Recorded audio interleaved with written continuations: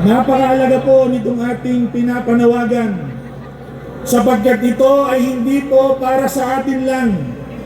Hindi po ito para sa kasalukuyan lamang, kundi ito po ay para sa kinabukasan ng ating mga anak, ng susunod na henerasyon ng mga Pilipino. Nararapat sila sa namumuhay sa isang tapat, makatarungan at marangal na bansa.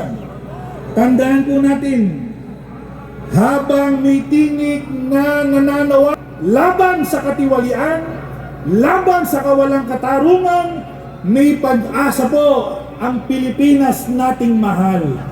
Maraming salamat po. Mabuhay ang Pilipinas! Mabuhay ang Pilipinas!